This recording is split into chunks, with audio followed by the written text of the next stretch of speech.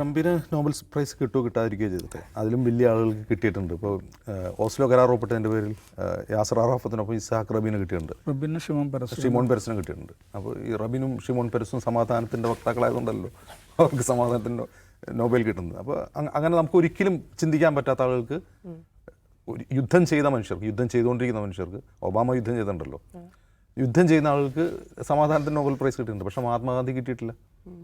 മഹാത്മാഗാന്ധിക്ക് കിട്ടാത്ത ഷിമോൺ പെരസിനും ഇസ്ഹാഖ് റബീനും കിട്ടുന്ന, ഒബാമയ്ക്ക് കിട്ടുന്ന നോബൽ പ്രൈസിനെ പറ്റിയാണ് നമ്മൾ സംസാരിക്കുന്നത്. ഞാൻ അതിൻ്റെ വേറൊരു കാര്യം കൂടിയാണ് ആലോചിക്കുന്നത്. ഇപ്പോൾ എന്തിനാണ് പാകിസ്ഥാൻ നോമിനേറ്റ് ചെയ്യുന്നല്ല പറയുന്നത്, പാകിസ്ഥാൻ എന്തിനാണ് ട്രംപിനെ നോബൽ പ്രൈസിന് നോമിനേറ്റ് ചെയ്യുന്നത് വെച്ചാൽ അത് ഇന്ത്യക്കുള്ളൊരു ഡിപ്ലോമാറ്റിക് അടിയായിട്ടാണ് എനിക്ക് തോന്നുന്നത്. ഒന്ന് ആലോചിച്ച് നോക്കുക, ഇന്ത്യ കശ്മീർ വിഷയത്തെ അന്താരാഷ്ട്രവൽക്കരിക്കില്ല, ഞങ്ങളുടെ പരമ്പരാഗത നിലപാടാണ് എന്ന് പറയുന്നു, നിരന്തരം പറയുന്നു. ട്രംപ് ഇടപെട്ടതിന് ശേഷം കഴിഞ്ഞ ദിവസം വിദേശകാര്യ മന്ത്രാലയത്തിൻ്റെ സ്റ്റേറ്റ്മെൻറ്റ് വരുന്നു. വിക്രം മിശ്രി പറയുന്നു, ട്രംപിനെ പ്രധാനമന്ത്രി മോദി ടെലഫോണിൽ വിളിച്ച് 30 മിനിറ്റോളം സംസാരിച്ചു. ആ 30 മിനിറ്റ് സംസാരിച്ചപ്പോൾ കശ്മീർ വിഷയത്തിലെ ഒരു മൂന്നാം കക്ഷിയുടെ ഇടപെടൽ ഞങ്ങൾ അംഗീകരിക്കില്ല എന്ന് വ്യക്തമായി പറഞ്ഞു എന്ന് വിദേശകാര്യ മന്ത്രാലയം പറയുകയാണ്. അതേ G7 ഉച്ചകോടിയുടെ ഇടയിൽ തന്നെ, G7 ഉച്ചകോടി കഴിഞ്ഞ് വരുമ്പോഴാണ് ഈ ഫോണിൽ സംസാരിച്ചത്. G7 ഉച്ചകോടിയിൽ നിന്ന് പോരുന്ന വഴിക്ക് ഒന്ന് വൈറ്റ് ഹൗസിൽ വന്നിട്ട് പോകാമോ എന്ന് മോദിയോട് ചോദിച്ചു. അദ്ദേഹം വരില്ല, എനിക്ക് വേറെ പണിയുണ്ട്, വേറെ പോകാനുണ്ട്, എവിടെയാണ് ഈ ക്രൊയേഷ്യയിലെ മറ്റു പോകാനുണ്ട് എന്ന് പറഞ്ഞ് അദ്ദേഹം പോകുന്നതാണ് പറയുന്നത്. ഇതേ ഉച്ചകോടിക്ക് ശേഷമാണ് പാകിസ്ഥാൻ പട്ടാള മേധാവി ആസിം മുനീറിനെ ട്രംപ് വൈറ്റ് ഹൗസിലേക്ക് വിളിക്കുന്നത്. ആ വൈറ്റ് ഹൗസിൽ വിളിക്കുന്നതിന് മറ്റ് പല ജിയോ പൊളിറ്റിക്കൽ ലക്ഷ്യങ്ങളുണ്ടാവും. ഇപ്പോൾ ഒന്നാമത്തെ ഇറാൻ ഇസ്രായേൽ സംഘർഷത്തിൽ ഇനി എങ്ങാനും ഇറങ്ങേണ്ടി വന്നാൽ പാകിസ്ഥാൻ്റെ ഭൂമി ഇറാൻ അധിനിവേശത്തിന് ഉപയോഗിക്കാൻ കഴിയുമോ എന്നൊക്കെ ആയിരിക്കും ചിന്തിച്ചത്. അവിടെ മറ്റൊരു കാര്യം കൂടി ആലോചിക്കണം. പാകിസ്ഥാനിൽ ഒരു സിവിലിയൻ ലീഡർഷിപ്പ് ഇപ്പോൾ ഉണ്ട്. ഷഹബാസ് ഷെരീഫ് എന്ന് പറഞ്ഞൊരു പ്രധാനമന്ത്രിയുണ്ട്. അമേരിക്കയുടെ ചരിത്രത്തിൽ ആദ്യമായിട്ടാണ് ഒരു സിവിലിയൻ ലീഡറുള്ള ഒരു രാജ്യത്ത് നിന്ന് ഒരു പട്ടാള മേധാവിയെ ഇങ്ങനെ ഒരു അത്താഴത്തിന് ക്ഷണിക്കുന്നത്. അപ്പോൾ മുമ്പ് പട്ടാള മേധാവികൾ വന്നിട്ട്, ഇപ്പോൾ യഹിയ ഖാൻ, അയൂബ് ഖാൻ, പർവേസ് മുഷറഫ്, ഇവരൊക്കെ ഈ അത്താഴവിരുന്ന് വേണം. ആ സമയത്തൊക്കെ അവിടുത്തെ ഡിഫാക്ടോ ലീഡേഴ്സാണ്. അവർ പട്ടാള അട്ടിമറിയിലൂടെ ആ രാജ്യം ഭരിച്ചുകൊണ്ടിരിക്കുന്നവരാണ്.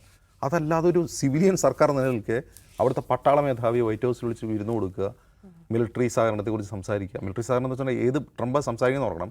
ട്രംപിൻ്റെ ഒന്നാമത്തെ ടേമിൽ പാകിസ്ഥാന് താലിബാനെ എതിർക്കാൻ വേണ്ടി കൊടുത്തുകൊണ്ടിരുന്ന ഫണ്ട് വെട്ടിക്കുറച്ചു. ഇനി 10 പൈസ തരില്ല, നിങ്ങൾക്ക് കാശ് തന്ന് നിങ്ങൾ അതുകൊണ്ട് നിങ്ങളുടെ ഇൻസൈഡ് ഭീകര സംഘടനകൾ ഉണ്ടാക്കുകയാണെന്ന് പറഞ്ഞ് വിമർശിച്ച് അവർക്ക് പണം കൊടുത്തില്ല. പണം കട്ട് ചെയ്ത ട്രംപാണ് ഇപ്പോൾ വിളിച്ചിട്ട് സഹകരണത്തെക്കുറിച്ച് സംസാരിക്കുന്നത്.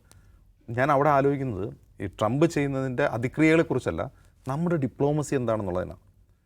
കഴിഞ്ഞ 10 വർഷമാണ് ഞാൻ മുമ്പ് പോലോട്ട് ഔട്ട് ഓഫ് ഫോക്കസ് പറഞ്ഞിട്ടുണ്ട്. ഇന്ത്യയുടെ ഡിപ്ലോമസി പല ഫ്രണ്ടുകളിൽ, പല മുന്നണികളിൽ നമ്മൾ പരാജയപ്പെട്ടുകൊണ്ടിരിക്കുകയാണ്.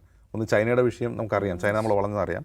എന്ന് മാത്രമല്ല, ഗ്ലോബൽ സ്റ്റേജിൽ ഇന്ത്യക്ക് മുമ്പുണ്ടായിരുന്നൊരു ഡിപ്ലോമാറ്റിക് സ്റ്റാച്ചർ ഇപ്പോഴില്ല. ഈ സത്യം തുറന്ന് പറയാൻ ഇന്ത്യയിലെ കരിയർ ഡിപ്ലോമാറ്റുകൾ തയ്യാറല്ല. അത് ആരും മിണ്ടാറില്ല അതിനെപ്പറ്റി. അങ്ങനെ മിണ്ടിക്കഴിഞ്ഞാൽ ഭരണകൂടത്തോട് എന്തോ ഒരു പ്രശ്നം ഉണ്ടാവും എന്നുള്ളതാണ്. ഇത് നമ്മൾ ആരും പിണക്കാൻ വേണ്ടിയല്ലല്ലോ പറയുന്നത്, നമ്മൾ യാഥാർത്ഥ്യം പറയുന്നതാണ്. നമുക്ക് ആ ഒരു സ്റ്റാച്ചർ നഷ്ടപ്പെട്ടുകൊണ്ടിരിക്കുകയാണ്. അപ്പോൾ ഒന്ന് ആലോചിച്ച് നോക്കാം, മൈ ഫ്രണ്ട് എന്ന് നമ്മുടെ പ്രധാനമന്ത്രി വിളിക്കുന്ന അമേരിക്കൻ പ്രസിഡന്റ് എന്ത് ചെയ്യുന്നു? ഈ ഓപ്പറേഷൻ സിന്ധുവിന് ശേഷം പാകിസ്ഥാൻ്റെ പട്ടാള മേധാവിയെ വൈറ്റ് ഹൗസിലേക്ക് വിരുന്നിന് ക്ഷണിക്കുന്നു.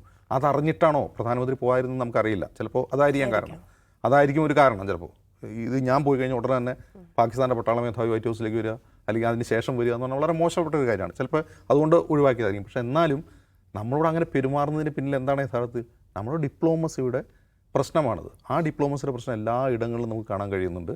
ഇപ്പോൾ ട്രംപിന് നോബൽ സമ്മാനം കിട്ടുമോ കിട്ടില്ല എന്നുള്ളതല്ല, എങ്ങനെയാണ് നമ്മൾ ഒറ്റപ്പെട്ടു പോകുന്നത്. ഇപ്പോൾ ഓപ്പറേഷൻ സിന്ധുവിനെ കുറിച്ച് വിശദീകരിക്കാൻ വേണ്ടി നമ്മൾ ഒരു സർവകക്ഷി സംഘത്തെ അയച്ചു.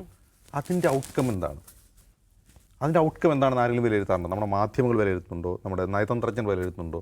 അതിൻ്റെ ഒരു ആകത്തുക എന്താണ്? ഇതെല്ലാം കഴിഞ്ഞിട്ടാണ്. നിങ്ങളൊന്ന് ആലോചിച്ച് നോക്കുക, ശശി തരൂരും ജോൺ ബ്രിട്ടാസും ഉൾപ്പെടെയുള്ള സംഘം ലോകം മുഴുവൻ നടന്ന് ഇത് വിളിച്ചു പറഞ്ഞതിന് ശേഷമാണ് പാകിസ്ഥാൻ്റെ പട്ടാള മേധാവി വിളിച്ച് വൈറ്റ് ഹൗസിൽ വിരുന്ന് കൊടുക്കുന്നത്. അപ്പോൾ നമ്മൾ ആരാ ചേട്ടാ എന്ന് ചോദിക്കേണ്ട അവസ്ഥയാണ് നിലവിലുള്ളത്.